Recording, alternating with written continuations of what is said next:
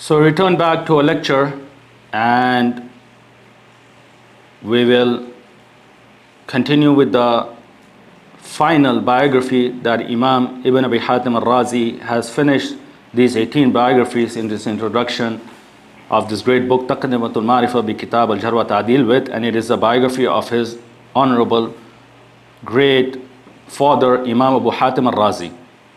Imam Abu Hatim al-Razi, and he's the second of the two scholars that Imam Ibn Abi Hatim al-Razi has mentioned in his fourth and final level, in which he has divided these Imams, 18 Imams, in this book into, along with his cousin Abu Zur'a ar-Razi, whose biography we finished, and now we will move to the biography of the final Imam, Imam Abu Hatim al-Razi, both from the city of Rai, which is present-day Tehran, the capital of Iran. And we'll begin, as always, with the name and lineage and kunya and matters pertaining to it of this great Imam Abu Hatim al-Razi. So he is Abu Hatim Muhammad ibn Idris ibn al-Munzir ibn Dawood al-Hanzali al-Tamimi al-Razi. His kunya is Abu Hatim, his name is Muhammad ibn Idris ibn al-Munzir ibn Dawood al-Hanzali al-Tamimi al-Razi. These are his descriptions, al-Hanzali al-Tamimi al-Razi. And Imam al-Zahabi has described him with his great titles in his book Siyar A'lam al-Nubula, al-Imam al-Hafidh al-Naqid Shaykh al-Muhaddithin, that he is from the Imams of the Muslims, from the utmost precise memorizer and the narrator of Hadith, from the scholars of this science, and the one who was well versed in the detailed matters of this science, who critiqued narrations and the narrators of Hadith, Shaykh al-Muhaddithin. He is the Imam of the scholars of Hadith, the Imam of the Muhaddithin, and he is from the middle level of the students of the Tabi'ul Atba. He is from the middle level of the students who took from the Tabi'ul Atba. As far as his ascription, Al-Hanzali al-Tamimi, then it is not to the tribe of Hanzala ibn Tamim. So they are not from this Arabic tribe originally, rather they are his forefathers, they are from the freed slaves of this tribe. They are from the freed slaves of this tribe of Hanzala ibn Tamim. Hanzala ibn Tamim, and this is one of the two reasons that he's ascribed to this tribe, Al-Hanzali al-Tamimi. Al-Hanzali al-Tamimi, from the freed slaves of the tribe of Hanzala ibn Tamim. The second reason is that he used to live in the city of Rai, in his city, in the road and area of Hanzala, the road and passageway of Hanzala, and this is why he is ascribed to them also. This is why he is also ascribed to them. Imam Ibn al-Qaysarani, Ibn Tahir al-Maqdisi, he says, Al-Hanzali al-awwal mansub ila al-qabila wa fihim kathra wa thani mansub ila darb Hanzala bir-Rai. منهم أبو حاتم محمد بن إدريس بن المنذر الحنظلي وابنه عبد الرحمن بن أبي حاتم وداره ومسجده في هذا الدرب رأيته ودخلته. That Imam Ibn Qaysarani, he says that the ascription of Al-Hanzali, it is of two types. One is ascription to the tribe of Hanzala ibn Tamim, which is from which are several scholars. Several of the narrators of Hadith who are ascribed Al-Hanzali are from this tribe originally, from the Arab tribe of Hanzala ibn Tamim. The second is ascription to the road and passageway of Hanzala in the city of Rai, which was a well-known famous road and passageway in the old city of Rai in Tehran, present-day Iran. He says from them is Abu Hatim al-Hanzali, Abu Hatim Muhammad Idris ibn Munzir al-Hanzali, and his son Abdurrahman ibn Abi Hatim, the author of this great book Taqdimatul-Marifah and al-Jarh wat-Tadeel. He says their house and their masjid was on this road and passageway of Darb Hanzala in Rai. He says, I have seen their house and their masjid, I have entered it. I have entered their masjid. So he's ascribed to Hanzali and Tamimi for one of these two reasons. Either because he was from the freed, his forefathers were from the freed slaves who were ascribed to this tribe, or because he lived in this road and passage of Hanzala in the city of Rai. As far as the description of ar-Razi, then it has preceded with us in the previous biography of Imam Abu Zur'a ar-Razi. There is ascription to the city of Rai from the major cities of Khurasan, from the major centers of hadith studies and knowledge in those times. And ascription to it is Razi. Razi with the addition of Ya Zai. With the addition of Zai, that is in opposition to the principles of the Arabic language where ascription is done just by adding the Ya. Makkah becomes Makki, and Kufa becomes Kufi as has preceded. Basra becomes Basri, Baghdad becomes Baghdadi. But Rai, then the Zai is added to become Razi. Razi, which is in opposition to the principles of the Arabic language. But this is how the people of those lands, they ascribe themselves. This is how it was heard from them. And originally, Imam Abu Hatim al-Razi and his family, then they are from the city of Asbahan.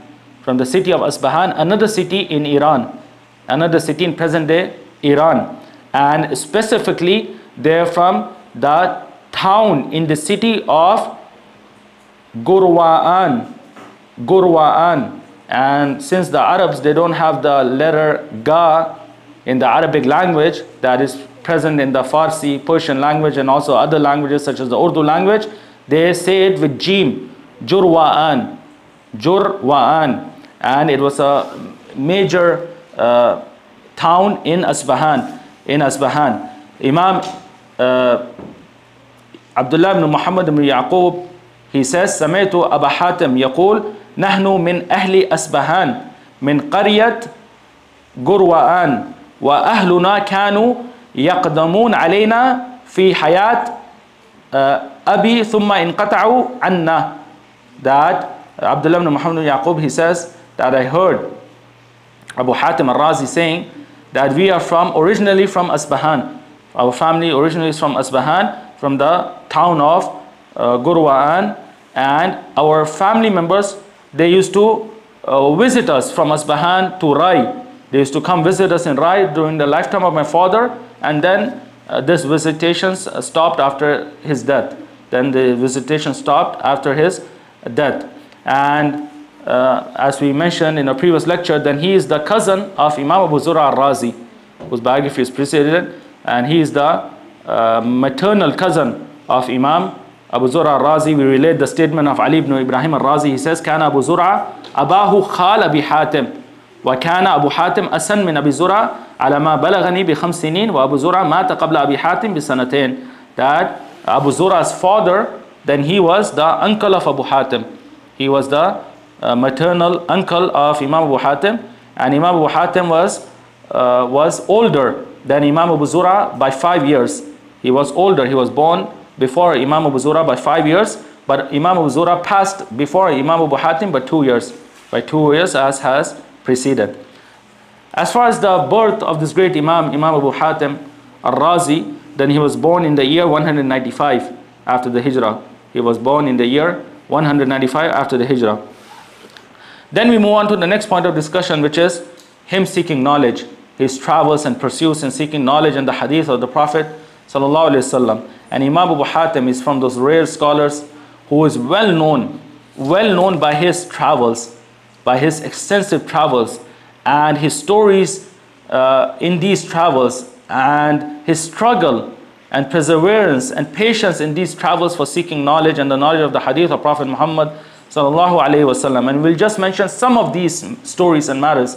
One needs a long sitting for one to mention all of that which he has relayed from that which he encountered in this vast travels of his in the pursuit of hadith. But we'll just summarize with a few of these stories. So we begin this matter of discussion by saying that the first time and the year in which he started seeking the hadith of the Prophet ﷺ and the knowledge of hadith and his sciences was in the year 209 after the Hijrah. 209 after the Hijrah, meaning he was only 14 years of age. He was only 14 years of age. His son, Imam Ibn Abi Hatim al-Razi, he says, سمعت أبي يقول كتبت الحديث سنة 9 وأنا ابن 14 سنة وكتبت عن عتاب بن زياد المروزي سنة 10 لما قدم علينا حاجا وكنت أفيد الناس عن أبي عبد الرحمن المقرئ وأنا بالرأي فخرج الناس إليه فيسمعون منه ويرجعون وأنا بالرأي. He says that I heard my father saying that the first time that I learned and I heard hadith, and I wrote a hadith of the Prophet ﷺ was in the year 209 after the Hijrah, when I was only 14 years of age. When I was only 14 years of age. And I wrote upon the well-known scholar of Rai, Attab ibn Ziyad al-Marwazi, a hadith. I heard a hadith from him and I sought knowledge of hadith from him in the year 210 after the Hijrah, when he was 15 years of age, when he passed by us while going to Hajj. So he relayed, stayed in Rai, and he relayed a hadith in the city of Rai. So I sought the knowledge of hadith from him in this year. And he says that Imam Abu Hatim, showing the great position and status he reached in this science in an early age. In an early age, he says, I used to benefit the scholars of Rai with the ahadith of the great Imam Abu Abdurrahman al-Muqri'. Abu Abdurrahman al-Muqri', and he is Abdullah ibn Yazid al-Qurashi. Abu Abdurrahman, Abdullah ibn Yazid al-Qurashi, al-Makki. He is from the thiqat, the trustworthy, utmost precise narrators of hadith, from the minor atba'ut tabi'een. He was from the foremost of the scholars of Makkah in his time. Foremost of the narrators of hadith and the scholars of Makkah in his time, and the foremost of the Qurra, the reciters of the Quran. And it has been mentioned regarding him in his biography that he recited and taught the Quran for 70 years. That he recited and relayed the recitation of the Quran for 70 years. This is why he is well known by his nickname Al-Muqri', Abu Abdurrahman Al-Muqri'. So he says, Imam Abu Hatim, that I had collected his ahadith from the scholars of Rai before I even traveled to outside of Rai. When I was only 14, 15 years of age, in this tender age, I had collected the ahadith of Abu Abdurrahman al-Muqri' from the scholars of Rai, and I used to benefit the scholars and students of hadith and my colleagues and contemporaries with these ahadith. And they traveled to Makkah. They traveled to Makkah to hear this ahadith directly from him. To hear this ahadith with ulu, directly from him in his lifetime, and they would return back, and I would still be in Rai. I would still be, because I was not at an age and at a position to travel outside of Rai in that time, but I would narrate a hadith to them of this great Imam. They would travel to him in Makkah, hear from him, and return. I would still be in Rai, showing the great position he reached and the vast knowledge and hadith that he collected from a young age. Before his travels. Then he started his vast journeys and travels after he completed collecting the hadith of the Prophet ﷺ and the knowledge of the science from the scholars of his region of Rai. He traveled extensively, far to the east and the west, several times, and remained in these journeys, as will come, for years and years, and bore the highest and the utmost difficulties, the highest level of difficulties in this path. So he traveled in some of these journeys along with his son, the author of this great book, Taqdimatul-Marifah, Imam Ibn Abi Hatim. And he met from the earliest of the scholars of hadith that he could meet. So he met the companions of Sufyan ibn Uyayna and Waki' ibn al-Jarrah. Imam Sufyan ibn Uyayna, Waki' ibn al-Jarrah, from the major scholars of the Atba'u Tabi'een in their regions in Mecca and in Kufa, whose biographies have preceded. He met their companions and their foremost students in these journeys. And we'll mention some stories of these journeys. Imam Ibn Abi Hatim, he says, سمعت أبي يقول أول سنة خرجت في طلب الحديث أقمت 7 سنين أحسيت ما مشيت على قدمي زيادة على 1000 فرسخ قال ثم تركت العدد بعد ذلك. That he says, Imam Ibn Abi Hatim, that I heard my father saying, that the Imam Abu Hatim al-Razi saying, that the first time I traveled outside of Rai in the pursuit of the hadith of Prophet Muhammad sallallahu alaihi wasallam, I remained in this travel for 7 years. I remained in this travel and journey for a continuous period of 7 years. 7 years. He said, I started to count my steps. I started to count my steps and the distance I had crossed at the beginning of my travel. So I reached 1,000 farsakh. 1,000 farsakh in counting. And farsakh, then it was a unit of measurement in those times. Imam Ibn Abi Hatim, he comments on the statement of his father, Abu Hatim, in this book, Taqdimatul-Marifah. He says, قلت مسافة ذلك نحو 4 أشهر سير الجادة. That he says, 1000 farsakh. 1,000 farsakh, it is equivalent to a journey of 4 months. Equivalent to a journey of 4 months for a normal person. For a normal person. So, and today, in our times, in our measurements, then 1,000 farsakh is approximately 5,000 kilometers. 5,000 kilometers. So Imam Abu Hatim, he says, I started my first journey. I stayed in it for 7 years. I started to count my steps and the distance I traveled until 5,000 kilometers. Until 5,000 kilometers, then he says, then I left counting after that. I left and I lost count after that. After 5,000 kilometers. He says, خرجت من البحرين إلى مصر ماشيا ثم إلى الرملة ماشيا ثم إلى دمشق ثم أنطاكية وترسوس ثم رجعت إلى حمص ثم إلى الرقة ثم ركبت إلى العراق كل هذا في سفري الأول وأنا ابن 20 سنة. He says that I traveled from Bahrain, which is in the east of the Arabic Peninsula. He traveled from Bahrain, he says, to Misr, Egypt, to the west, on my foot. On my foot. He says, then I traveled from Egypt to Ramla, a well-known city in Palestine, on my foot. Then I traveled from there to Damascus, the capital of Syria, on my foot.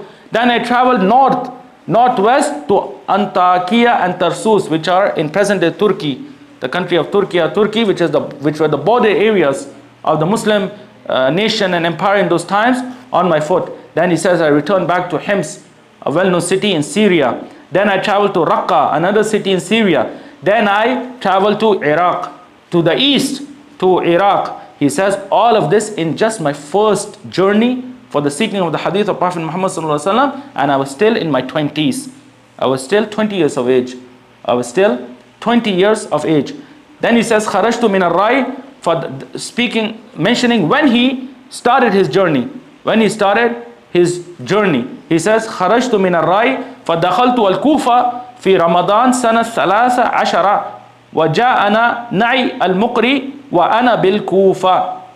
He says, I started this journey of 7 years by traveling from Rai to Kufa, to the city of Kufa in Iraq. And I reached Kufa in the month of Ramadan in the year 213 after the Hijrah. In the year 213 after the Hijrah. And there reached us the news of the death of Imam al-Muqri, Imam Abu Abdurrahman Abdullah ibn Yazid al-Muqri, who was preceded, and he passed away in the year 213. He passed away in the same year, 213 after the Hijrah. He says, while I was in Kufa.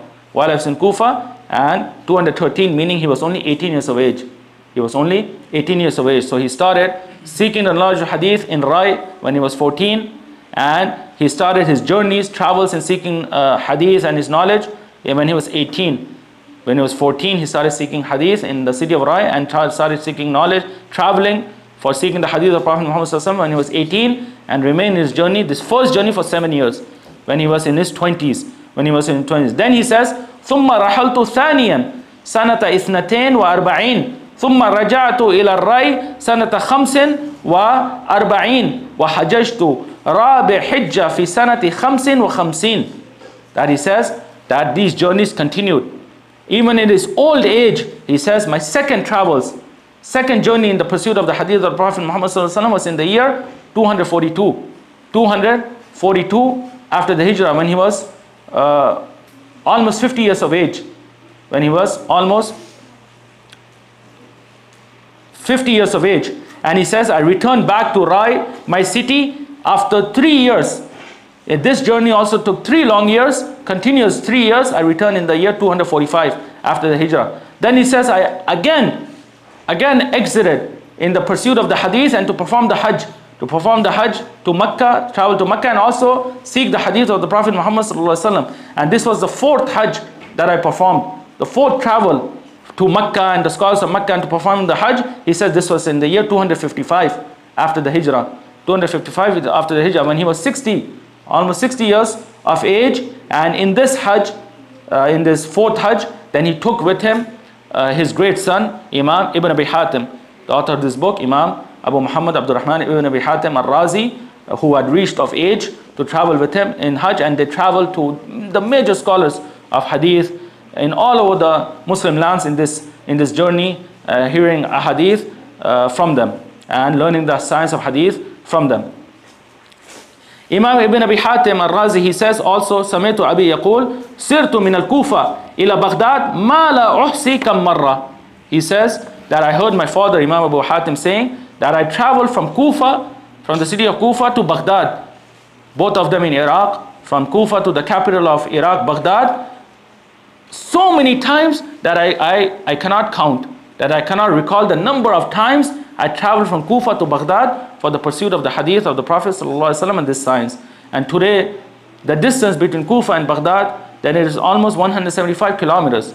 175 kilometers he says, I traveled from Kufa, Baghdad so many times that I lost count. In those times where the traveling was done mostly on foot in the most difficult of environment and bearing these great difficulties. Imam Ibn Abi Hatim, he also says, سمعت أبي يقول بقيت في سنة 14 8 أشهر بالبصرة وكان في نفسي أن أقيم سنة فانقطعت نفقتي فجعلت أبيع ثيابي حتى نفذت وبقيت بلا نفقة ومضيت أطوف مع صديق لي إلى المشيخة. He says, mentioning a part of this travels and the difficulties that he bore in these travels, he says that in the year 214 after the Hijrah, in the early part of his first travel,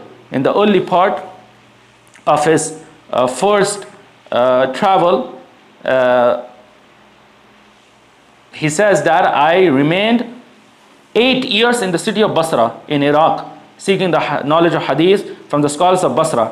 And I intended to stay a complete year in Basra.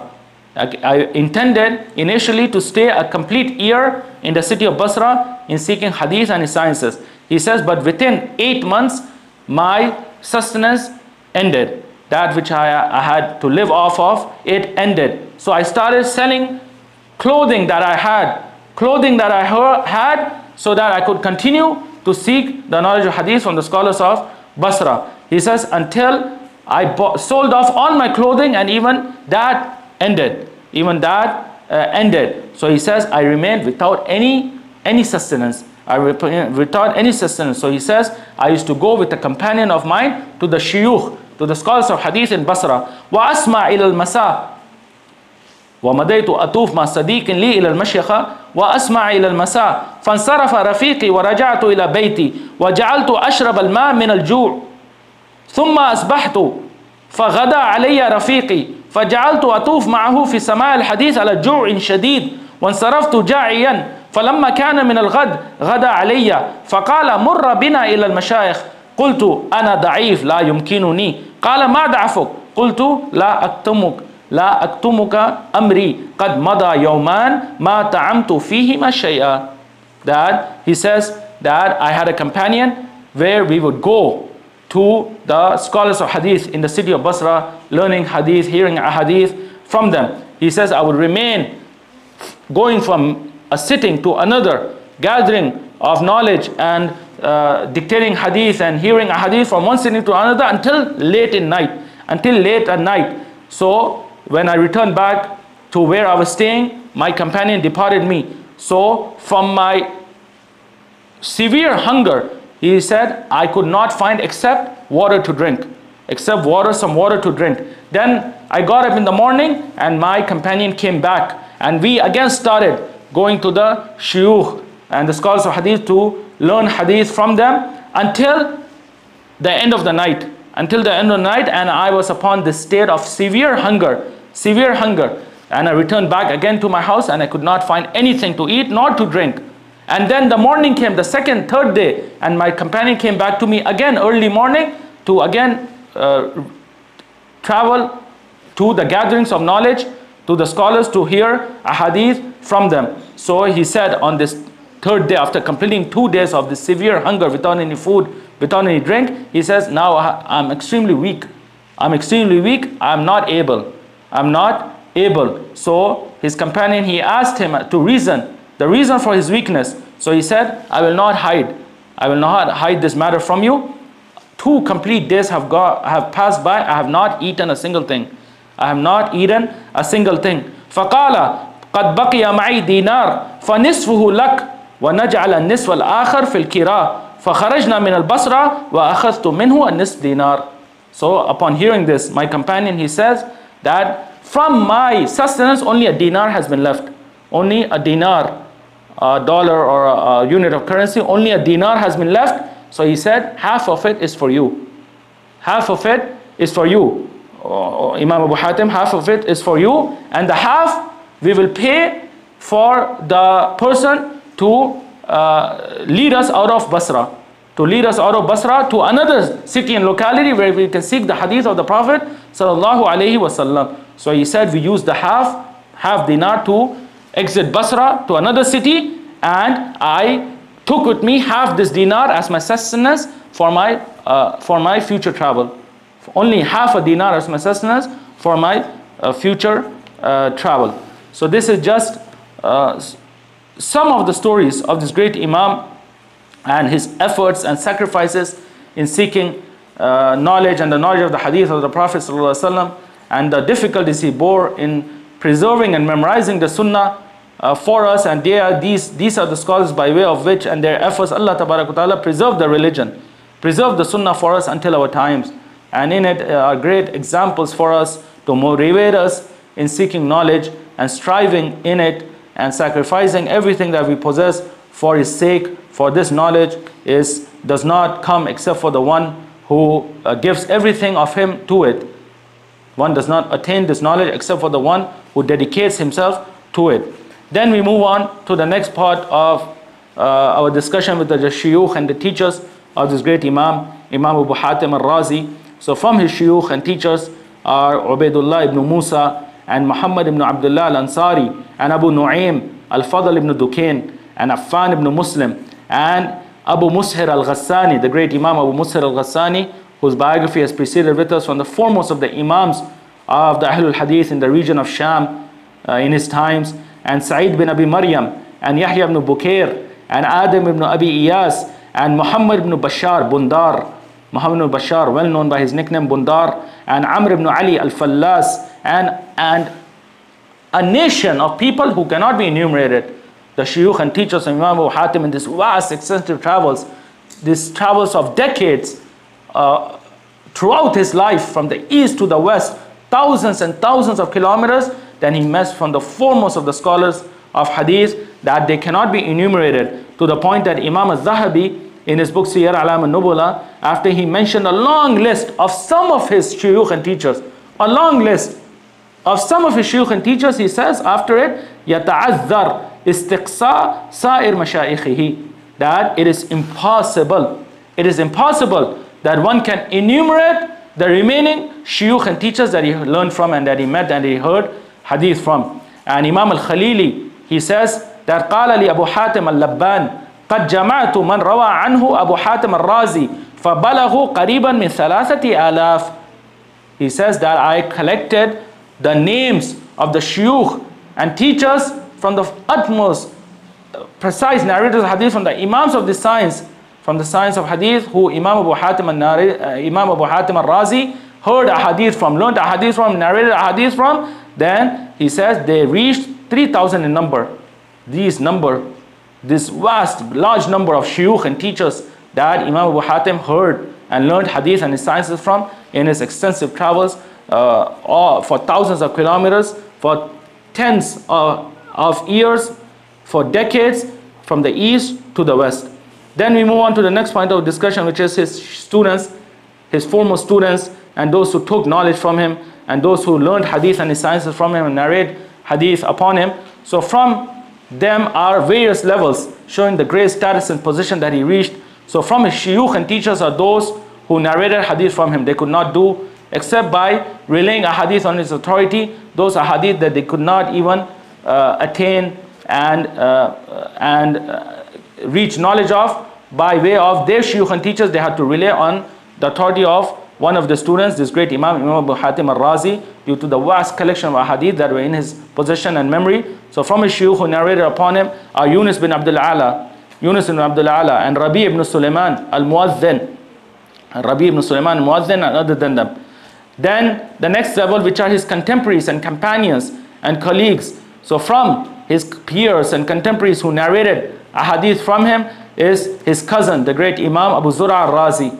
Abu Zur'a al-Razi, whose biography also has preceded. Then comes the level of his students. So from them, of course, the first of his students, the foremost of them is his son, the great Imam Ibn Abi Hatim al-Razi, Abu Muhammad Abdul Rahman Ibn Abi Hatim al-Razi, who preserved the knowledge of his father and compiled the statements and the knowledge of his father in several books that he has authored. From them, the foremost of them is this book, al-Jarh wat-Tadeel, in which he asked his father about every narrator of hadith in this book, 18,000 plus narrators, and he preserved his ruling upon these narrators, preserved his ruling with Jarh wat-Tadeel, with praising and criticizing these narrators.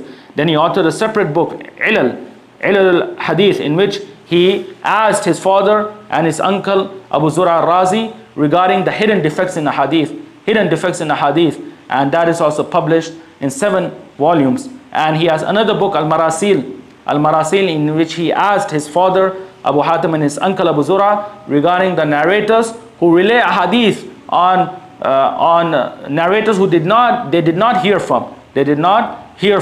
And these books are the foremost books in these branches of the science, in al-Jarh wat-Tadeel, in al-Ilal, and in Marasil. The books of Imam Ibn Abi Hatim are the foremost of the books in this science, and he preserved in these books the rulings and the statements and the knowledge of his father Imam Abu Hatim al-Razi, along with his uncle Abu Zur'a and other scholars.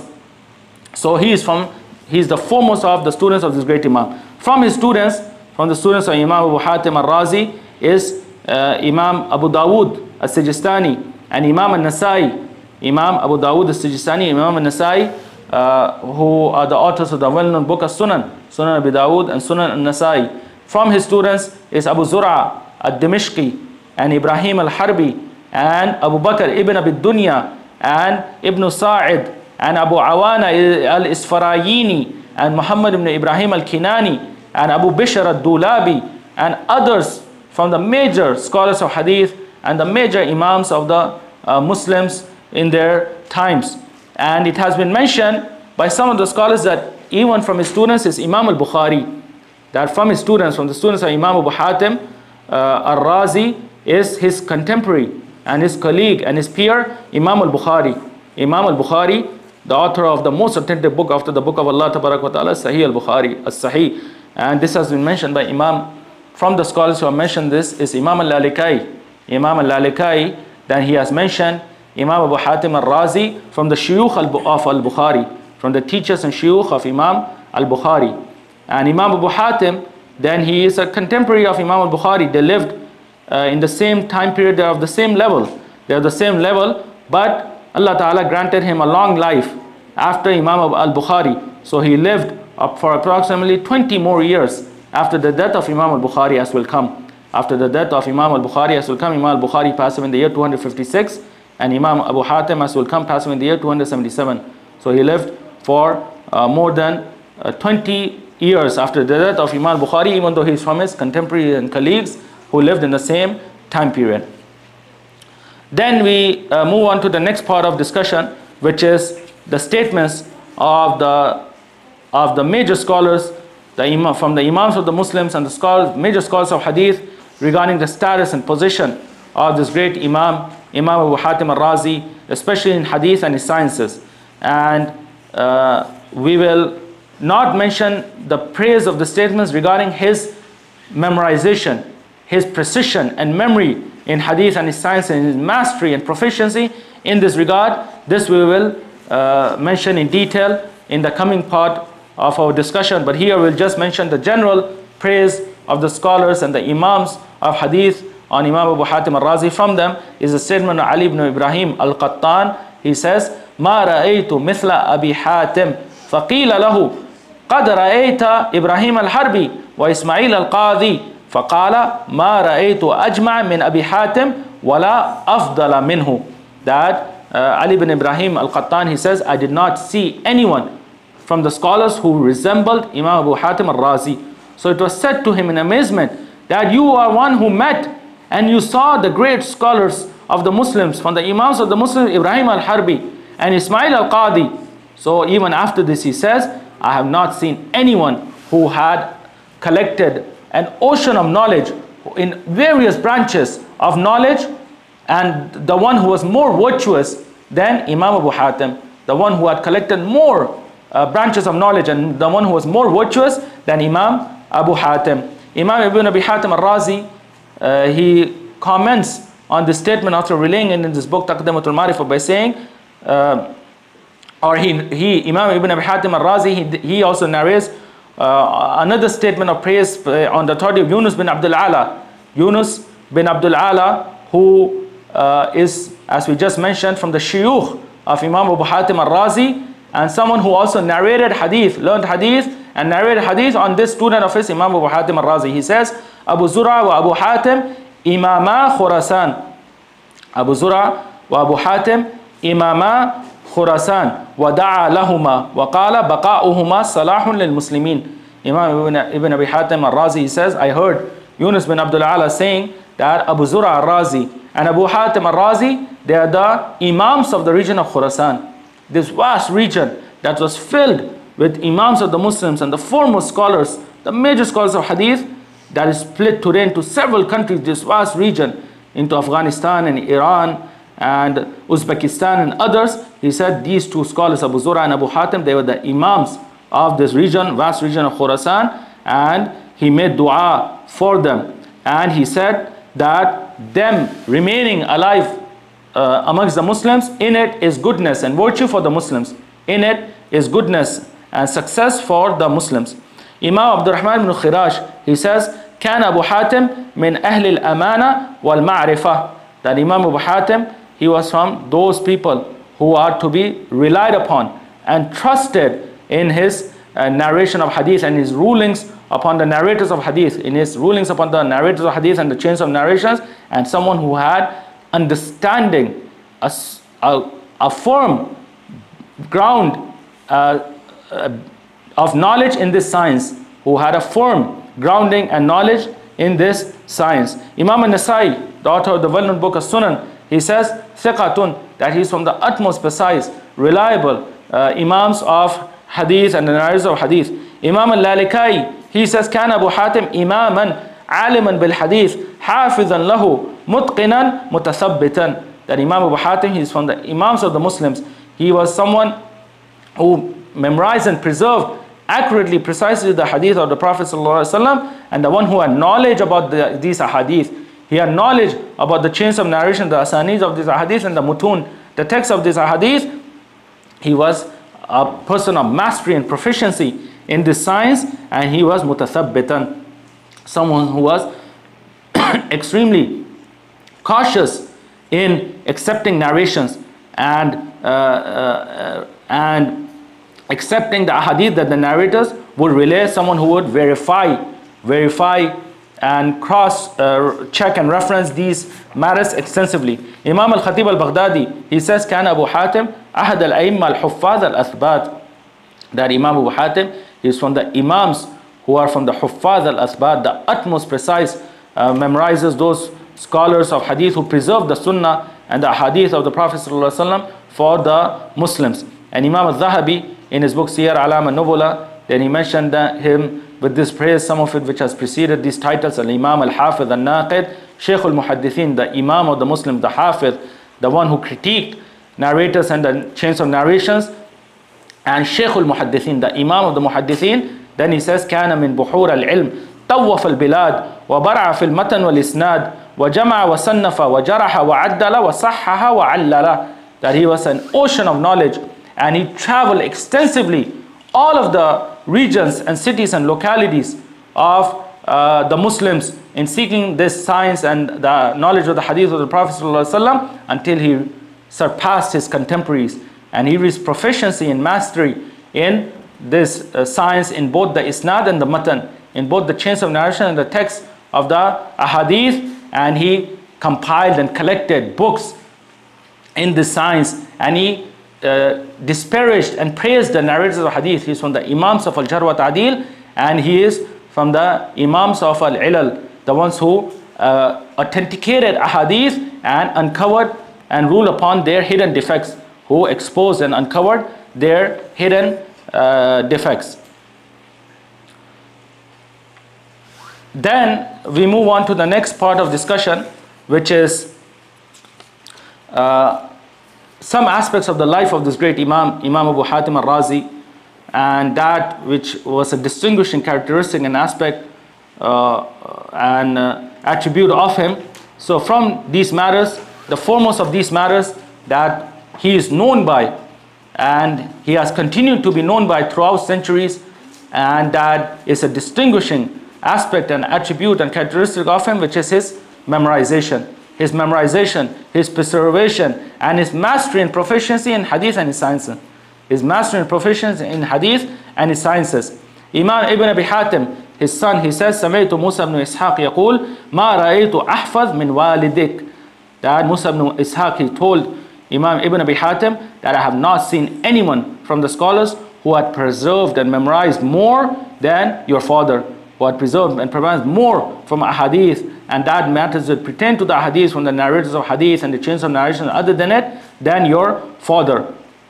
And Imam Ibn Abi Hatim al-Razi, when he mentioned this statement in this book Taqdimatul-Marifah, he commented on it by saying, وَكَانَ قَدْ لَقِيَ أَبَا بَكْرَ ibn Abi Shayba وَابْنُ نُمَيْرَ وَابْنُ مَعِينَ وَيَحْيَى الْحِمَّانِ.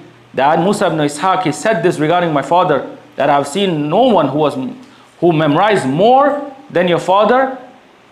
Imam Ibn Abi Hatim, he says, he is saying this even though Musa ibn Ishaq has met Ibn Abi Shayba, the author of the well-known book al-Musannaf, and Imam Ibn Numair, and Imam Yahya ibn Ma'in, and Yahya ibn Himmani, from the memorizers of the Sunnah and the Hadith of Prophet Muhammad sallallahu alaihi wasallam. He gave precedence amongst all of them to Imam Abu Hatim al-Razi, that he did not see anyone who memorized more than him. Ahmad ibn Salama al-Nisaburi, he says, ما رأيت بعد إسحاق ومحمد بن يحيى أحفظ للحديث من أبي حاتم الرازي ولا أعلم بمعانيه. He says that I have not seen after the great Imam Ishaq and Ishaq ibn Rahuya. I have not seen anyone after Imam Ishaq ibn Rahuya and Muhammad ibn Yahya, and he's a great Imam, Muhammad ibn Yahya al-Dhuhli, who memorized, who was more precise and who had memorized more in the hadith of the Prophet Muhammad than Imam Abu Hatim al-Razi. And I did not see anyone after them, after Ishaq ibn Rahuya and Muhammad ibn Yahya al-Dhuhli, who had more knowledge about the meanings of the text of the ahadith than Imam Abu Hatim. Uthman ibn Khurrazad, he says, أحفظ من رأيت أربعة محمد ibn Minhal al-Darir wa Ibrahim ibn Ar'ara wa Abu Zur'a wa Abu Hatim. He says that the four from the scholars who I met, who were the most precise, accurate memorizers, who had memorized the most, then they are Muhammad ibn Minhal al-Darir and Ibrahim ibn Ar'ara and Abu Zur'a al-Razi and Abu Hatim al-Razi. Abu Hatim al-Razi, that I did not meet anyone who had memorized, preserved more and more accurately than these four scholars. And Imam Ibn Abi Hatim al-Razi, and now we'll mention some stories that show this great mastery and proficiency of Imam Abu Hatim al-Razi in this science, and his perfection and completion in his memory and preservation, and the vast quantity of ahadith and matters pertaining to hadith that he had memorized. So from them is that Imam Ibn Abi Hatim, his son, he says, سمعت أبي قال لي هشام ابن عمار أي شيء تحفظ من الأذواء قلت ذو الأسابع وذو الجوشن وذو الزوائد وذو اليدين وذو اللحية الكلاب وعددت له 6 فضحك وقال حفظنا نحن 3 وزدت أنت 3. That he says that my father, he told me that the great scholar Hisham ibn Ammar, that Imam Abu Hatim, he says that the great scholar Hisham ibn Ammar, he asked me a question one day, that how many narrators have you memorized that are known by Dhu al-Adwa, Dhu Fulan, that they are described by a physical attribute of theirs. They are well known by a nickname that is a physical attribute of theirs, and they are all from the Sahaba. They are all from the companions of the Prophet sallallahu alaihi wasallam, showing the great ocean of knowledge that he had in hadith and science and his memorization of the chains of narration and narratives of hadith. So he said that I had memorized six of the narrators who are known by Dhu so and so, described by their physical attribute. He says from them is Dhul Asabi', this Sahabi, Dhul Asabi', who is known as the companion of the fingers due to his distinguishing characteristics in his fingers, and Dhul Jawshan, and Dhul Zawaid, and Dhul Yadain, and Dhul Lihya al-Kilabi. And he says, I mentioned to him 6 of these narrators. So he says, Hisham ibn Ammar, he started to laugh and smile, and he says, we had only memorized 3. That he said, I wish to test you regarding your memory and regarding your knowledge in this field. So he said, we had only memorized 3, and I have now benefited from you 3 others. I have gained knowledge of 3 others that I have benefited from you. From these stories is that which Imam Ibn Abi Hatim, he says, سمعت أبي يقول قلت على باب أبي الوليد الطيالسي من أغرب علي حديثا غريبا مسندا لم أسمع به صحيحا فله علي درهم يتصدق به وكان ثم خلق أبو زرعة فمن دونه وإنما كان مرادي أن يلقى علي ما لم أسمع به فيقولون هو عند فلان فأذهب وأسمعه فلم يتهيأ لأحد أن يغرب علي حديثا. He says that my father Abu Hatim al-Razi, he says that I was on the doorstep of the great scholar of hadith Abu al-Walid al-Tayalisi. So I said, and amongst, he says, with us were the imams of hadith and this science in those times. So he says, Imam Abu Hatim, I said on the doorstep of Imam Abu Walid al-Tayalisi, who will mention to me a hadith, a rare hadith with its chains of narration, that I have not heard, with the authentic chain. Whoever could mention such a hadith to me that I have not heard with the authentic chain and I do not possess in my memory with the authentic chain, I will give to him in charity a dirham. I will give to him a charity, a dirham, a dollar or a unit of currency. And he says in that gathering were the great imams of hadith in those times, such as Abu Zur'a, his cousin Abu Zur'a, ar-Razi, and other than that. So he says, my intention was to hear a hadith that I have not heard, to hear a hadith that is not in my possession and memory, so that they would mention it with his chain, so I would know who it is narrated upon, so I could travel to that person and hear the hadith from him. So I could travel to that person, so I could hear this hadith from him, so I can narrate it directly upon him. So he says, none of these scholars from the Abu Zur'a, ar-Razi, and others from the imams of the science, they could mention a single hadith upon me that I had not in my possession and memory, that I already did not have in my possession and memory, showing the vast ocean of narrations and a hadith that he had memorized and preserved. Imam Ibn Abi Hatim, he also says, سمعت أبي يقول قدم محمد بن يحيى النيسابوري الري فألقيت عليه 13 حديثا من حديث الزهري فلم يعرف منها إلا 3 حديث وصائر ذلك لم تكن عنده ولم يعرفها. That he says, I heard my father Imam Abu Hatim saying that Imam Muhammad bin Yahya al-Naysaburi, he traveled to the city of Rai, and he is a great Imam, Muhammad bin Yahya al-Dhuhli al-Naysaburi, the Imam of the Ahle-Hadith in the city of Naysabur in his time, in the city of Naysabur, the foremost city of Khorasan in those times, a mountain of knowledge in hadith and in sciences. He says he traveled to Rai, to our city. So I narrated to him for 13 ahadith from the ahadith of Imam al-Zuhri, Imam Ibn Shihab al-Zuhri. So he did not know from these 13 ahadith except 3 ahadith. He did not have in his memory and possession except 3 ahadith, and the remaining 10 he never heard. He never heard. Why is this statement so great? Because Imam al-Dhuhli, Muhammad bin Yahya al-Dhuhli, then he is someone who is known as being the one who preserved the narrations and the ahadith of Imam Ibn Shihab al-Zuhri. Imam al-Dhuhli, he is known as someone who preserved the ahadith and narrations of Imam Ibn Shihab al-Zuhri. The scholars have mentioned that he collected the ahadith and the narration of Imam Ibn Shihab al-Zuhri in 2 volumes. in 2 large volumes of manuscript.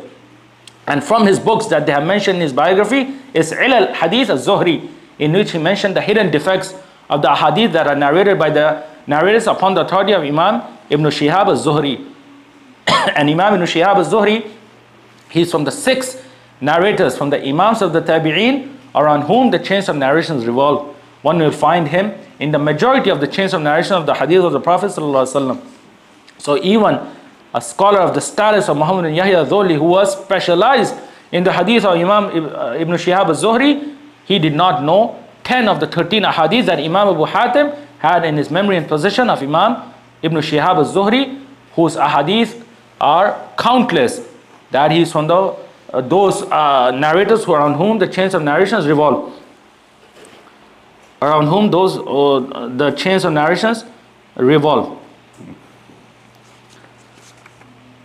From these stories is that Imam Ibn Abi Hatim al-Razi, he says, سمعت أبي يقول جرى بيني وبين أبي زرعة يوما تمييز الحديث ومعرفته فجعل يذكر أحاديث وعللها وكذلك كنت أذكر أحاديث خطأ وعللها وخطأ الشيوخ فقال لي يا أبا حاتم قل من يفهم هذا ما عز هذا إذا رفعت هذا من 1 و2 فما أقل من تجد من يحسن هذا وربما أشك في شيء أو يتخالجني في حديث فإلى أن ألتقي معك لا أجد من يشفيني منه قال أبي وكذلك كان أمري. That he says, Imam Ibn Abi Hatim, that I heard my father one day saying, Imam Abu Hatim al-Razi, that one day I was in the presence of my cousin Imam Abu Zura al-Razi, and we were revising a hadith. We were revising a hadith and matters of the science, and we were mentioning a hadith that had hidden defects and errors and mistakes. So Imam Abu Zura started mentioning a hadith and their hidden defects to me. And I also started mentioning a hadith and the errors and mistakes of the narrators in them and the hidden defects of these hadith and the errors of the narrators. So upon hearing this, Imam Abu Zura, he said, "O Abu Hatim, how rare are the scholars of hadith who understand this matter of ilal, of uncovering the hidden defects of a hadith, and how great is this knowledge, how rare and great is this knowledge." He says, if this knowledge is raised from 1 or 2 in the world today, then you will not find anyone who knows this branch of the science, anyone who will be a master and proficient in this branch of the hidden defects of a hadith. And Imam Abu Zura, he says, "Verily, I have a doubt regarding a hadith and a detailed matter regarding a hadith, and I remain in this doubt until I meet you, O Imam Abu Hatim, until I meet you. So I do not find the answer to this doubt except with you. I do not find the one who removes this doubt and answers this difficult matter except with you." So Imam Abu Hatim, upon hearing this, he says, similar was my position with Imam Abu Zura, that he also was from those who was a master and proficient in the science of ilal, hidden defects of a hadith, and who would clear difficult matters in this science for me. That both of them, they benefited from one another, helped one another in this science, showing the great mastery and proficiency that Imam Abu Hatim reached in this science, and the vast ocean of knowledge he had of narrators and the narrations, and that this science, the science of ilal, the hidden defects of a hadith, which is the most difficult part of this science, the most difficult aspect of this science, that only imams that can be counted on the fingertips that reach proficiency in, from them is this great Imam Abu Hatim al-Razi. And we will take a small break here and continue after the break. If there are any questions, then we can address them. And if there are no questions, then we will stop here and continue after the break.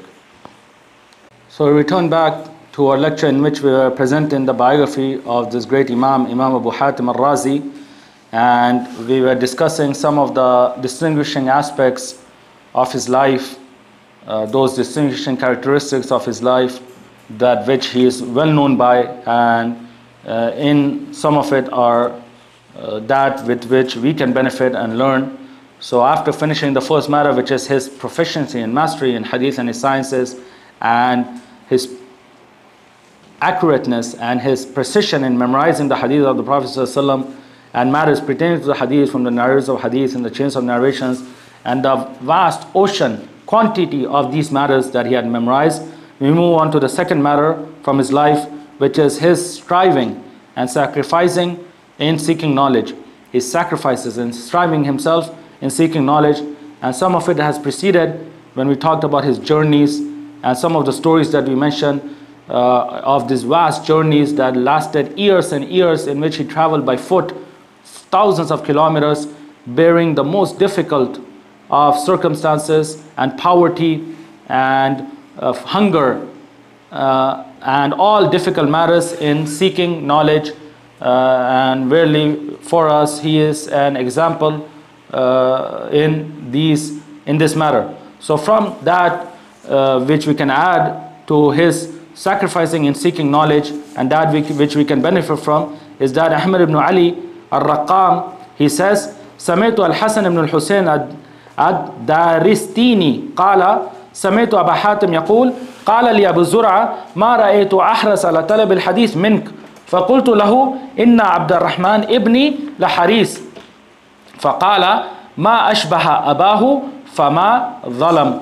That he says that I heard Imam Abu Hatim al-Razi saying that Imam Abu Zura al-Razi said to me that verily I have not seen anyone who was more keen and diligent in seeking hadith and his sciences, his knowledge of hadith than you. That I have not seen someone who was more devoted and he sacrificed more and he was more dedicated and more keen in seeking the hadith of the Prophet ﷺ than you. So Imam Abu Hatim, he devoted this praise of himself by saying that verily my son Abdul Rahman, the great Imam Ibn Abi Hatim, Abu Muhammad Abdul Rahman Ibn Abi Hatim, the author of this great book, then he is someone who's keen, he is someone who's dedicated, and he is someone who is devoted. So Abu Zura, upon hearing this, he said, Man ashbaha abahu fama zalam, that the one who is followed his father in his footsteps and who has resembled in his father in this matter, then he has not oppressed, then he has not then he is not at fault, then he is not oppressed. Then al-Raqam, he says, Sa'altu Abdul Rahman an ittifaq kathrat as-sama' lahu wa su'alatihi li abihi faqala rubba ma kana yakul wa aqra'u alayhi wa yamshi wa aqra'u alayhi wa yadkhul al-khala wa aqra'u alayhi wa yadkhul al-bayt fi talab shay wa aqra'u alayhi. So al-Raqam, he says, upon hearing this, he says that I asked Imam Ibn Abi Hatim al-Razi, the son of Imam Abu Hatim al-Razi, Abdul Rahman, that how did he hear this ocean of knowledge from his father, and how did he compile it and collect it from his father, his rulings upon the narratives of hadith, his ruling upon the chains of narrations, his ruling upon the hidden defects of hadith and other matters.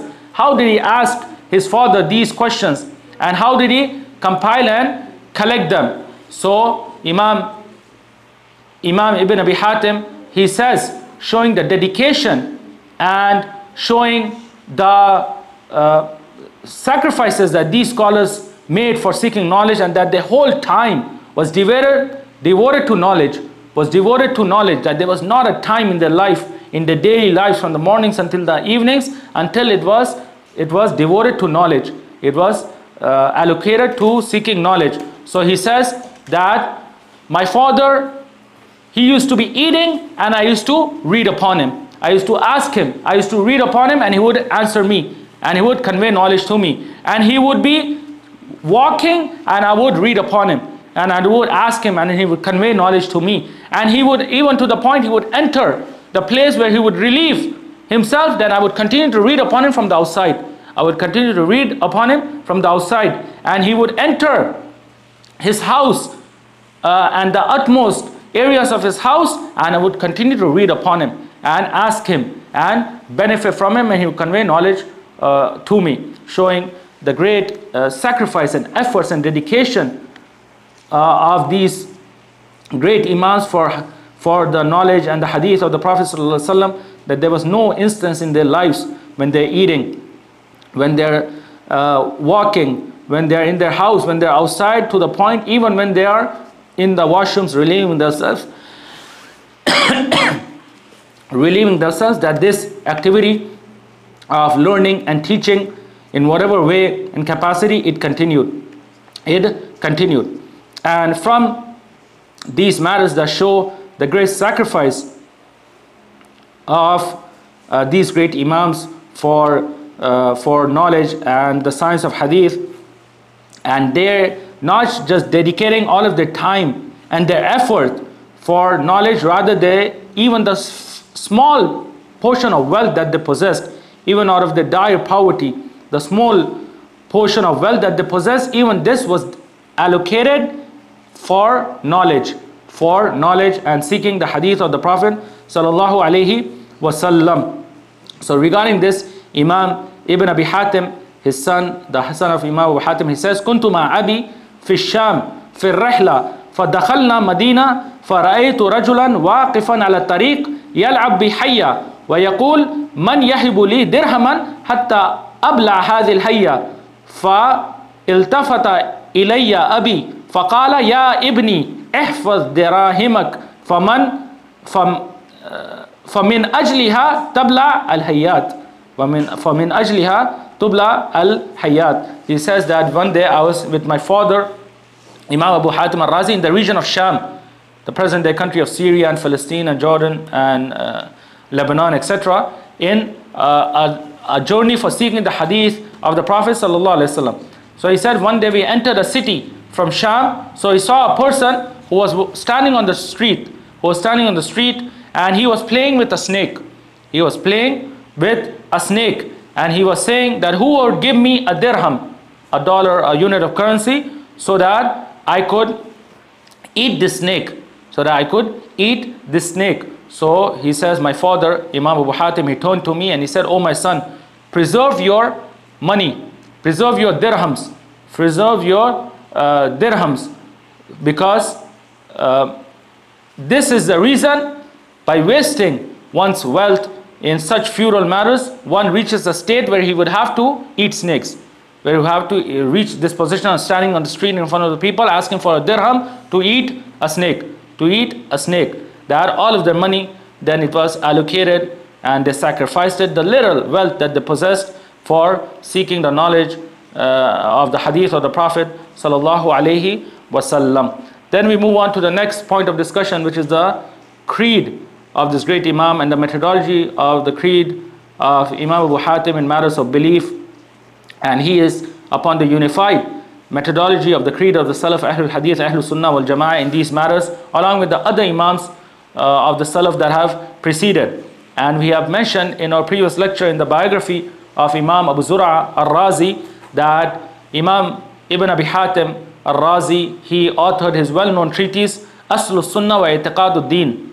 Sunnah wa I'tiqaduddin, a brief, concise treatise that contains the fundamental points of the creed of the Salaf, Ahl-Hadith, Ahl-Sunnah wal Jama'ah, that has been relayed and narrated with this chain of narration by Imam al-Lalikai.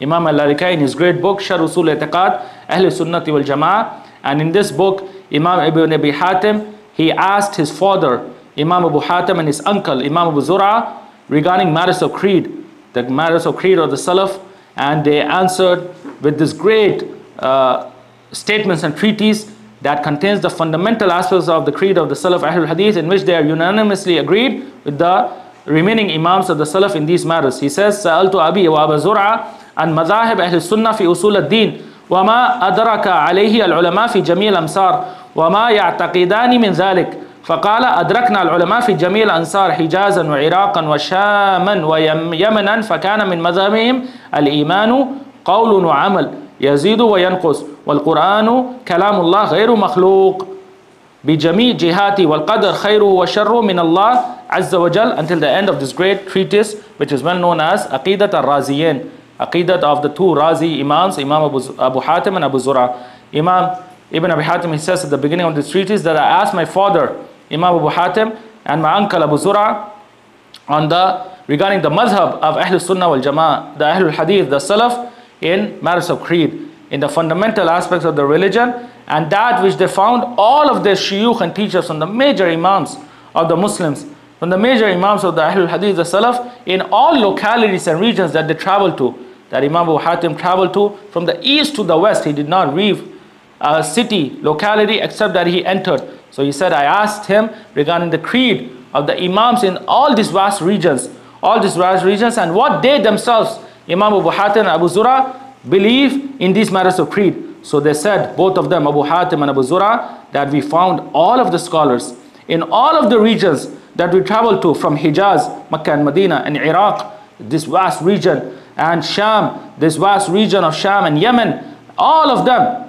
then they were upon one madhab, they were upon one methodology and aspects of creed. And from these matters they mention al-iman qawlun wa amal yazidu wa yanqus, that iman, belief, it is both statements and actions, and that it increases and it decreases, and that the Quran, it is the speech of Allah, it is not created, and that the qadar, the divine pre-decree, both is good and is evil, is from Allah tabarak wa ta'ala, until the end of this great treatise that contains the fundamental aspects of the creed of the Salaf Ahlul Hadith, in which is clear proof of the creed of this great Imam Abu Hatim in being with the unanimous creed of the remaining Imams of the Salaf Ahlul Hadith. At the end of this treatise, Imam Ibn Abi Hatim, he says, سمعت أبي يقول علامة أهل البدع الوقيعة في أهل الأثر وعلامة الزنادقة تسميتهم أهل السنة الحشوية يريدون إبطال الآثار وعلامة الجهمية تسميتهم أهل السنة مشبهة وعلامة القدرية تسميتهم أهل الأثر مجبرة وعلامة المرجية تسميتهم أهل السنة مخالفة ونقصانية وعلامة الرافضة تسميتهم أهل السنة ناصبة ولا يلحق أهل السنة إلا اسم واحد ويستحيل أن تجمعهم هذه الأسماء. That he says, that I heard my father saying at the end of this treatise, that the sign of the people of innovation and misguidance is to ridicule the Ahlul Athar, the Ahlul Hadith. Their sign of the people of innovation and misguidance is to mock and ridicule the Ahlul Hadith. And all of the people of innovation and misguidance, they accuse the Ahlul Hadith of the opposite of the innovation that they're upon. That they're upon one extreme of innovation and misguidance, they accuse the Ahlul Hadith who are on the middle path of the opposite, the other extreme that they are upon. So he says the Zanadiqa, the heretics, they accuse Ahlul Sunnah, Ahlul Hadith, Ahlul Asar of being Hashawiyya, meaning those who are the lowest of people, those who are the lowest of people, and those people who follow texts and narrations. And the heretics, they are in the other extreme of rejecting totally a hadith and texts and narrations. And he says the sign of the Jahmiya is to name the Ahlul Hadith, the Ahlul Sunnah, to be mushabbiha, those who negate the attributes of Allah. The Jahmiya, they accuse Ahlul Hadith, Ahlul Sunnah of the opposite, which is to be those people who resemble the attributes to the attributes of Allah to the attributes of the creation, li'adhu billah, the mushabbiha. And the sign of the Qadariyya, those who negate belief in al-Qadar, the divine pre-decree, is that they name the Ahlul Athar, Ahlul Hadith, Ahlul Sunnah mujabbira, those people who say that a believer, a person is forced upon his actions, the actions of sin, etc. that he does, then he is forced upon these actions. That is the other extreme. And he says the sign of the Murjiya, those people who negate that actions are part of Iman, is that they name and title Ahlul Sunnah, Ahlul Athar, Ahlul Hadith to be those people who are the Nuqsaniya, those people who expel people from the fold of Islam due to their actions being decreased, or them committing sins, as which is the extreme other opposite. And the sign of the Rafid, the Shia, is that they title the Ahlul Sunnah, Ahlul Hadith, Ahlul Athar to be Nasibah. The Rafid, the Shia, who went to extremes in Ali bin Abi Talib radiallahu anhu and the Ahlul Bayt, that they accuse Ahlul Hadith who are in the middle to be at the other extreme, which is the Nasibah, those people who have enmity to Ali bin Abi Talib radiallahu anhu and the Ahlul Bayt. And Imam Abu Hatim, he finishes his great statement by saying that Ahlul Sunnah, Ahlul Hadith, Ahlul Athar, they do not have except one name, except one description and name, and it is impossible that all of these matters could be attributed and ascribed to them. that all of these matters that are falsely ascribed to them, then they are rejected. It is impossible that they could be ascribed to them. From the statement, explicit statements of this great Imam Abu Hatim al-Razi, expounding his great, clear, sound creed and his position regarding the people of innovation and misguidance, is that Abdurrahman ibn Hamdan ibn Marzuban, he says, قال لي أبو حاتم الرازي إذا رأيت البغدادي يحب أحمد بن حنبل فاعلم أنه صاحب سنة وإذا رأيته يبغض يحيى بن معين فاعلم أنه كذاب. That he says, Imam Abu Hatim al-Razi, he told me that if you see a Baghdadi, a person from the residents of Baghdad, if he loves Imam Ahmad ibn Hanbal, the Imam of Ahlul Sunnah wal Jama'ah who resided in Baghdad, if you see him loving him, then know that he is a person of the Sunnah. Then know he is from the Ahlul-Hadith, Ahlul Sunnah. And if you see a person of Baghdad despising and hating Imam Yahya ibn Ma'in, then know that he's a kadhab, he's a liar in his narration of hadith. Because Imam Yahya ibn Ma'in is the Imam of al-Jarh wat-Tadeel, those who exposed the faults and the errors and the mistakes and the lying of the narrators of hadith. So if you see someone who despising him, then know he is a liar and fabricator in the hadith of the Prophet sallallahu alaihi wasallam.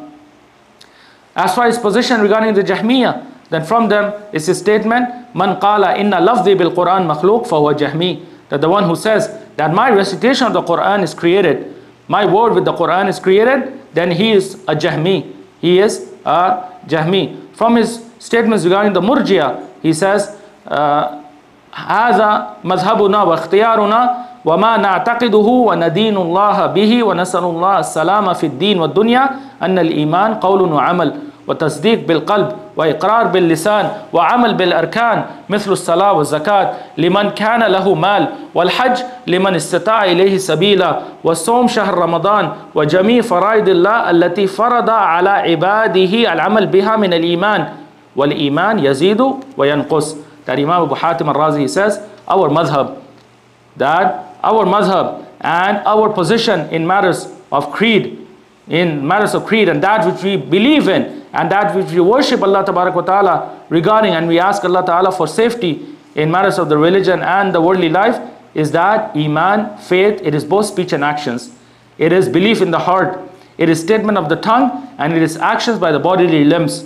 And he says, from Iman is Salah, the prayer, and Zakat, giving the obligatory charity for the one who possesses that amount of wealth upon which Zakat is obligatory, and performing the Hajj, the pilgrimage to Mecca, for the one who fulfills his conditions, and fasting the month of Ramadan, and all of the obligatory acts that Allah Ta'ala has obligated upon his servants, then acting upon it, all of this is from Iman. All of these actions, that actions are part of Iman, and Iman, faith, increases and decreases. Iman, faith, increases and decreases. And Imam Abu Hatim, then he's from the foremost of the Imams of the Salaf, Ahlul-Hadith, Ahlul Sunnah wal Jama'ah, in matters of creed, that the scholars refer back to regarding his statements in matters of creed, and take his statements as proofs in these matters. Rather, he became a test for the people of innovation and misguidance after him. That a person who loves him, Imam Abu Hatim, he is considered to be from Ahlul Sunnah, the Ahlul Hadith, the Salaf. And the one who hates him, despises him, he is considered to be from the people of innovation and misguidance. Abu Hassan, Muhammad ibn Ibrahim, Ibn Shu'aib, At-Tabari, he says, إِذَا رَأَيْتَ رَازِيًّا خُرَسَانِيًّا يُحِبُّ أَبَا حَاتِمْ وَأَبَا زُرْعَ فَعْلَمْ أَنَّهُ صَاحِبْ سُنَّةٍ. That if you see a person from the region of Rai, from the locality, city of Rai, from the region of Khurasan, that he loves Abu Hatim al-Razi, praises him and loves them, Abu Hatim al-Razi and Abu Zur'a al-Razi, know that he is a person of the Sunnah. Know that he is a person upon the Sunnah, upon the methodology of the Ahlul Hadith, the Salaf, Ahlul Sunnah wal Jama'ah in matters of creed. Then we move on to the next part of discussion, which is the methodology of this great Imam Abu Hatim al-Razi in matters of jurisprudence, in subsidiary matters. And again we'll find that he is with the unanimous creed of the Imams of the Ahlul Hadith, upon the madhab and manhaj of the Ahlul Hadith, in giving utmost precedence to the Sunnah of the Prophet ﷺ, going with the Hadith wherever it leads him, and not having fanatism and extremism to a madhab from the madhab, shunning fanatism, extremism, madhab and taqleed, blind following of an Imam from the Imams. Imam al-Khalili, he says, كان أبو حاتم عالما باختلاف الصحابة وفقه التابعين ومن بعدهم. That Imam Abu Hatim al-Razi, then he had vast knowledge. Then he has vast knowledge of the positions of the Sahaba in matters of jurisprudence, in subsidiary matters, and he had knowledge of the fiqh, the jurisprudence of the tabi'een and those who came after them. That this was his sources for matters of jurisprudence, subsidiary matters, the fiqh of the Sahaba and the tabi'een and those after them, the fiqh of the Salaf, the fiqh, the jurisprudence of the Salaf, these Imams of the Ahl-Hadith before the Madhahib and Taqleed, blind following, etc. even came into existence. And we have mentioned in our previous biography of Imam Abu Zura ar-Razi this statement of Imam Ibn Abi Hatim, in which he says, سمعت أبي وأبا زرع يأمران بحجران أهل الزيغ والبدع يغلظان في ذلك أشد التغليظ وينكران وضع الكتب برأي في غير آثار وينهيان عن مجالسة أهل الكلام والنظر في كتب المتكلمين ويقولان لا يفلح صاحب كلام أبدا. That he says, I heard my father Imam Abu Hatim al-Razi and Abu Zura al-Razi ordering with boycotting the people of innovation and misguidance and refuting them refuting them with the most severe of refutations, and they forbade authoring books, collecting books that are based upon rai, upon personal opinions and judgments and rulings that are devoid of athar, that are devoid of the ahadith, of the Prophet ﷺ, and they forbade from sitting with the Ahlul Kalam, the people of rhetoric, and to look into the books of the Mutakallimin, the people of rhetoric, and they would say that the person of Kalam, the person of rhetoric and the person of rai, of opinion, judgment, personal opinions and judgments, he will never be successful. He will never be successful in the religion of Islam. Imam al-Lalakai, in his book Sharh Usul I'tiqad, he says, وجدت في بعض كتب أبي حاتم محمد بن إدريس بن المنذر الحنظلي الرازي رحمه الله مما سمع منه يقول مذهبنا واختيارنا اتباع رسول الله صلى الله عليه وسلم وأصحابه والتابعين ومن بعدهم بإحسان وترك النظر في موضع بدعهم والتمسك بمذهب أهل الأثر مثل أبي عبد الله أحمد بن حنبل وإسحاق بن إبراهيم وأبي عبيد القاسم بن سلام والشافعي ولزوم الكتاب والسنة والذب عن الأئمة المتبعة لآثار السلف واختيار ما اختاره أهل السنة من الأئمة في الأمصار مثل مالك بن أنس في المدينة والأوزاعي بالشام وليث بن سعد بمصر وسفيان الثوري وحماد بن زيد بالعراق. He says that I found in some of the books of Imam Abu Hatim al-Razi that which the narrators have relayed from him, that he said our madhab and position and methodology in the matters of jurisprudence is that we follow the Prophet sallallahu alaihi wasallam, ittaba Rasulillah, following the Prophet sallallahu alaihi wasallam and the Sahaba and the Tabi'een and those who followed them upon their understanding, the Sahaba and the Tabi'een, those who came after them, and to hold fast to the madhab of the Ahlul Athar, hold fast to the madhab of the Ahlul Hadith, the methodology of the Ahlul Hadith, such as Imam Ahmad ibn Hanbal and Imam Ishaq ibn Rahuya and Imam Abu Ubaid al-Qasim ibn Salam and Imam al-Shafi'i and other than them, and to hold steadfast to the Quran and the Sunnah, to derive rulings and holding steadfast to the Quran and the Sunnah, and to defend the Imams who unrestrictedly and conditionally follow the Sunnah of the Prophet sallallahu alaihi wasallam and the Athar of the Salaf upon the understanding of the Salaf, and to base upon our positions upon that which these Imams have mentioned in all of the localities, and base our methodology upon their methodology, such as Imam Malik ibn Anas in the city of Medina, and Imam al-Awza'i in the region of Sham, in Imam Layth ibn Sa'ad in the region of Misr, Egypt, and Sufyan al-Thawri and Hammad ibn Zayd both in the region of Iraq. And he concludes this great statement by saying, وَالِاتِّبَاعِ لِلْأَثَرِ عَنْ رَسُولِ اللَّهِ صلى الله عليه وسلم وعن الصحابة والتابعين بعدهم بإحسان وترك كلام المتكلمين وترك مجالستهم وهجرانهم وترك مجالسة من وضع الكتب بالرأي بلا آثار. And he says our methodology is to make ittiba', follow unconditionally and strictly the hadith, the athar of the Prophet sallallahu alaihi wasallam, and the Sahaba and the Tabi'in and those who came after them upon their understanding, and to leave the speech of the mutakallimin, the people of kalam, rhetoric and opinions and rai and judgments, and to leave off shunning sitting with them, and to boycott them, and to leave off sitting with those people who author books upon rai, upon personal opinions and judgments and fatawa that are devoid of athar, that are devoid of the hadith of the Prophet sallallahu alaihi wasallam.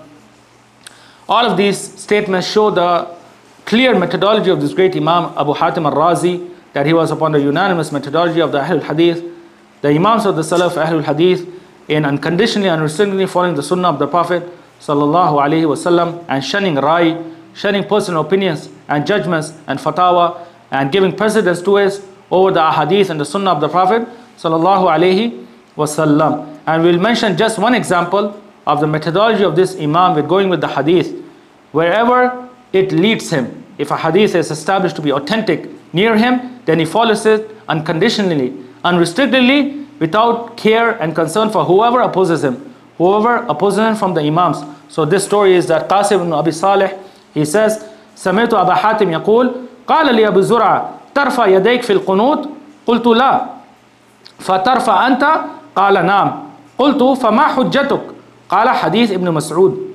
That he says that I heard Abu Hatim al-Razi saying that one day Imam Abu Zura, my cousin Imam Abu Zura, he asked me that do you, O Abu Hatim, do you raise your hands while making the dua of qunut? While making the dua of qunut, which is in the witr prayer. So Imam Abu Hatim, he said no. So he asked Abu Zura, do you raise your hands? So he said yes. He said yes. So he asked him, what is your proof? What is your proof? So he said, the hadith of Abdullah ibn Mas'ud, the hadith that is narrated by Abdullah ibn Mas'ud radiallahu anhu, in which it is mentioned that the Prophet ﷺ raised his hands while making the qunut. Regardless of this specific matter and his ruling, what concerns us is the methodology of this Imam in matters of jurisprudence here, in this matter of jurisprudence of raising the hands in the qunut, that their methodology was to follow the hadith of the Prophet ﷺ. They had no proof other than the Quran and the Sunnah, that they derived all the proofs from the Sunnah. And if a hadith is deemed to be established near them, they would follow it. They would follow it. So the proof that was mentioned is not a statement of an Imam, not a position of a madhab from the madhahib, rather, and not a speech from the speech of men, from rai, personal opinions, judgments, rather the hadith of Abdullah ibn Mas'ud. So Imam Abu Hatim, he says, قُلْتُ رَوَاهُ لَيْث ibn Abi Sulaym. That when he heard that Abu Zura, he says, my proof is the hadith of Abdullah ibn Mas'ud, raising the hands in the qunut of witr. Imam Abu Hatim, he says, in his chain of narration is Layth bin Abi Sulaym, which is a well-known weak narrator of hadith. So this hadith, he ruled upon it to be weak, and this is why he rejected it. Then he says, Abu Zura, fa hadith Abu Huraira. So then he says, I also have the hadith of Abu Huraira, in which the Prophet ﷺ, it is mentioned that he raised his hands in qunut. So he says, Qultu rawahu ibn Lahiyya, that in his chain of narrations, Abdullah ibn Lahiyya, he was also a well-known weak narrator of hadith. So he rejected this hadith also due to the weakness in the chain.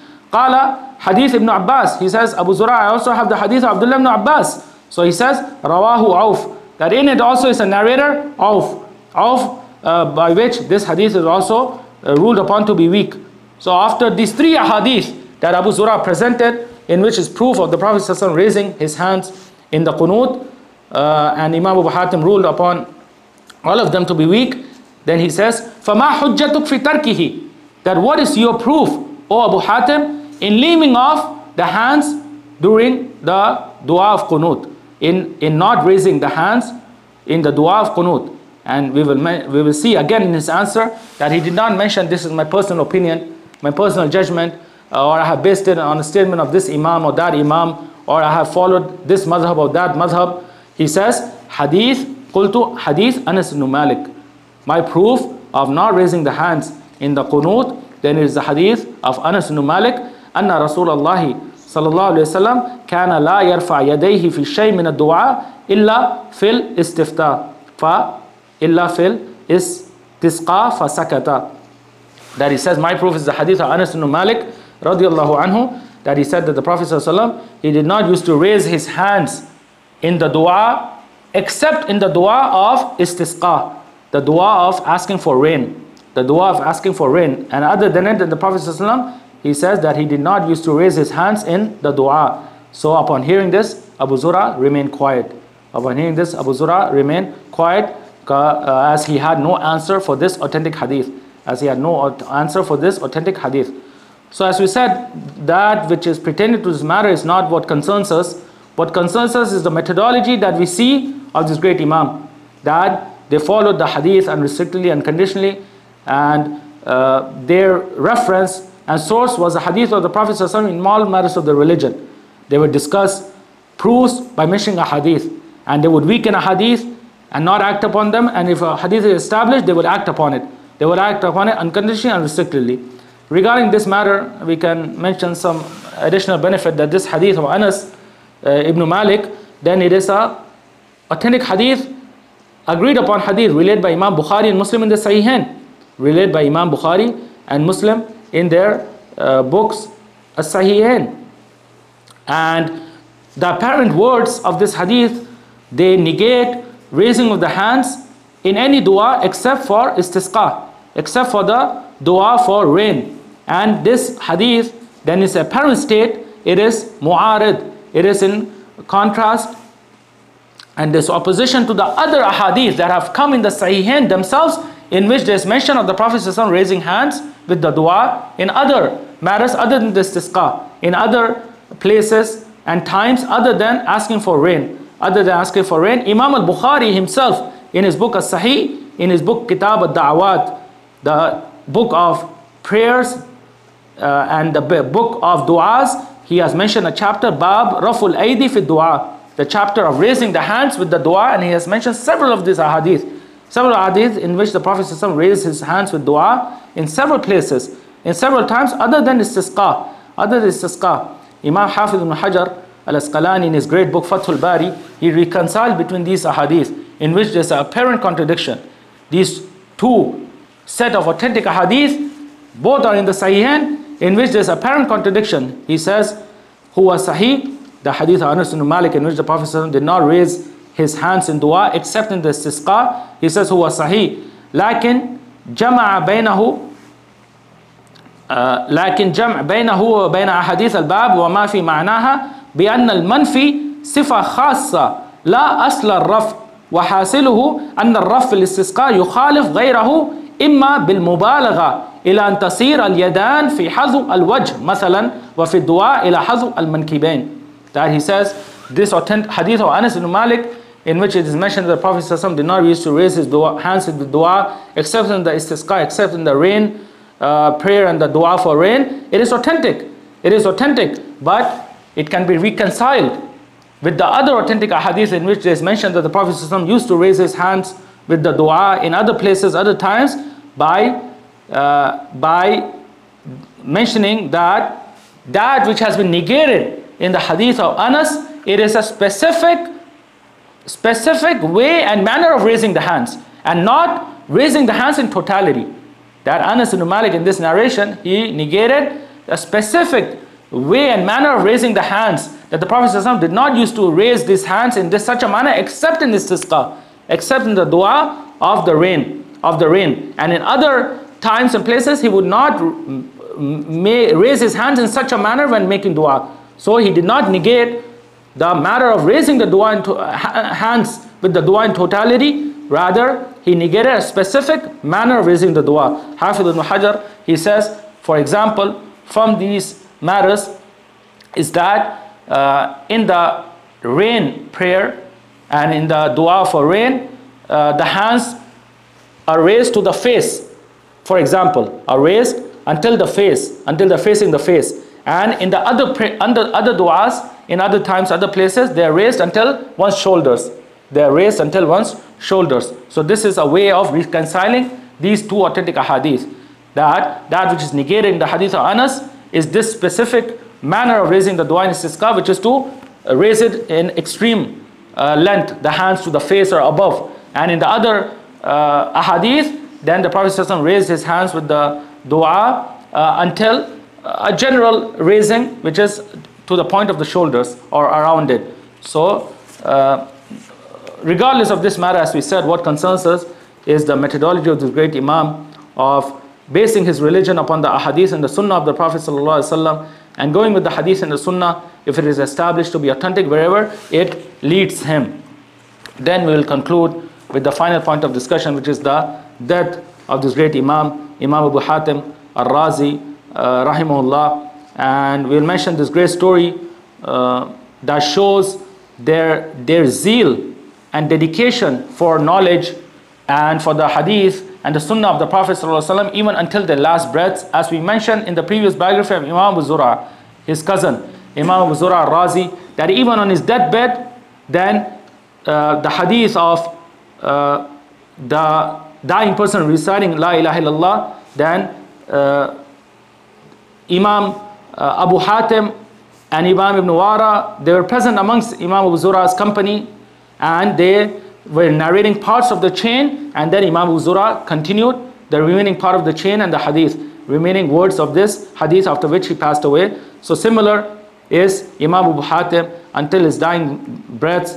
Then he was busied and dedicated and devoted to hadith and his sciences. Hadith and his sciences. Imam Ibn Abi Hatim, his son, he mentions in this great book Taqdimatul-Marifah, he says, حضرت أبي وكان في النزع وأنا لا أعلم فسألته عن عقبة ابن عبد الغافر يروي عن النبي صلى الله عليه وسلم له صعبة فقال برأسه لا فلم أقنع منه فقلت فهمت عني له صحبة قال هو تابعي. That he says that one day I entered upon my father Imam Abu Hatim ar-Razi, and he was in his last breaths. He was on his last breaths, but I did not realize that he was lying down, and I entered upon him and he was on his last dying breaths, but I did not realize. So I asked him, as always, matter from the matters of this science and from the narrators of hadith. He says that Uqba ibn Abdul Ghafir, he's a narrator who has narrated a hadith on the authority of the Prophet sallallahu alaihi wasallam. So is he from the Sahaba? Is his narration connected? Is he from the Sahaba, so that his chain of narration is connected? So my father, he said with his head no. He shaked his head to say no. He said, so I did not realize that he was in his dying last breaths, and I was surprised at him giving an answer in such a manner, and I was not sufficed with his answer. So I told him, Fahimta anni, did you understand? Do you understand what I'm saying? Did you hear what I'm saying? Lahu sohba, does he have companionship with the Prophet ﷺ or not? Does he have companionship or not? So Imam Abu Hatim now, even in this dying last dead breaths, he was compelled to speak and say, Huwa tabi'i, that he is a tabi'i. He is a tabi'i and not a sahabi. Not a sahabi, that even until his dying last breaths, then he was busied with knowledge and devoted to it, and passed away upon this knowledge of the hadith of the Prophet ﷺ and that which pertains to it. And this great Imam Abu Hatim ar-Razi, then he passed away in the city of Rai, which is present day Tehran, the capital of Iran, in the month of Sha'ban, in the year 277 after the Hijrah. 277 after the Hijrah, and he lived for a period of 83 years. He lived for a period of approximately 83 years. فَرَحِمَهُ رحمة واسعة واسكنه فسيح جناتي وجزاه عنا وعن المسلمين خير الجزاء. And with this, we have concluded this lecture series of mentioning the biographies of the 18 eminent scholars of hadith from this great book Taqdimatul-Marifah bi Kitab al-Jarh wat-Tadeel of Imam Ibn Abi Hatim al-Razi. I ask Allah Tabarak wa Ta'ala that He accepts from us that we presented, and that He makes it a proof for us, not a proof against us on the day of judgment, and that He overlooks our shortcomings and errors and mistakes, and that He grants us sincerity, ikhlas in our statements and our actions. إنه سميع مجيب. If there are any questions, then we can conclude with them. After studying like these 8 Imams, what other books or what are the follow books that we students should study or refer? The books of the biographies of the scholars of Hadith, then there are several in number and they cannot be enumerated. The Imams of the science and biographies of the pillars of the science that contain several benefits that one can benefit from regardless of his level. If he was a scholar or a student of knowledge, even a layman Muslim, then we have tried to mention benefits that every group of people can benefit from, the old, from the young, from the males, from the females, from all levels. So the books that have compiled and collected these biographies, then there are several in number, they cannot be enumerated. But the Imams of al-Jarh wat-Tadeel, then the introduction to their great books that they have authored, they contain several of these biographies from the pillars of this science. So from them is this great Imam Ibn Abi Hatim al-Razi in this book Taqdimatul-Marifah, that he made as an introduction of his great book al-Jarh wat-Tadeel. From them is Imam al-Uqayli in his book al-Du'afa, and Imam Ibn Adi in his book al-Kamil fi Du'afa al-Rijal. In the introduction of this book, they have mentioned biographies of these and other Imams from the foremost pillars of this science, and mentioning narrations and statements regarding their knowledge, their virtue, their piety, their creed, their methodology, jurisprudence, and other matters that have made them sources and reference points for the Muslims in these matters, that their statements are to be accepted and to be returned to in ruling upon narratives of hadith and ruling upon the chains of narrations of the hadith of the Prophet sallallahu alaihi wasallam. So one can read the biographies of Du'afa of Imam al-Uqayli, al-Kamil of Imam Ibn Adi, and other books. And from the latter books, there is an ocean in the science which author has collected. Most of that which has preceded him is the great book Siyar A'lam al-Nubala. Siyar A'lam al-Nubala of Imam al-Zahabi, rahimullah. In this great book, he has collected that which is found in the books that have preceded him, and he is from the well-known Huffaz, from the well-known Imams, the trustworthy, reliable scholars of Muslims. So one can refer back to this book and find many of these matters that he has compiled in the biographies that he has mentioned in his book, As-Siyar. No. The habit of, following these ulama, following his father as he was eating and reading to him here and there, was this, or does this happen from the fear of the lack of time and too much to do, or is it for revision, or what is it meant? What is it for? This is the reason Allah Ta'ala created these scholars for. Allah Ta'ala created them, brought them upon this earth for the sunnah and the hadith of the Prophet sallallahu alaihi wasallam. They are the means by which Allah Ta'ala has preserved the sunnah. They dedicated their entire lives, every breath, their mornings, their evenings, their walking, their lying, their eating, their drinking, even relieving themselves for this matter, for this science. And this is all they were concerned with. This is all they were concerned with. So this shows their dedication and their devotion and their sacrifice and their zeal for this science and the matters of this science. And such stories have preceded with us in several biographies, and the other biographies that one can refer back to, he will find several stories of the scholars and their vast sacrifices and devotion, dedication to this science, and being busied with it day and night over all matters of their other worldly matters, or over all of the other worldly matters. No. And if there are no questions, then we'll end the series here. Alhamdulillah alladhi bi ni'matihi tatimmu salihat. Wallahu a'lam wa sallallahu wa sallam ala nabiyyina Muhammadin wa ala alihi wa sahbihi wa sallam tasliman kathira.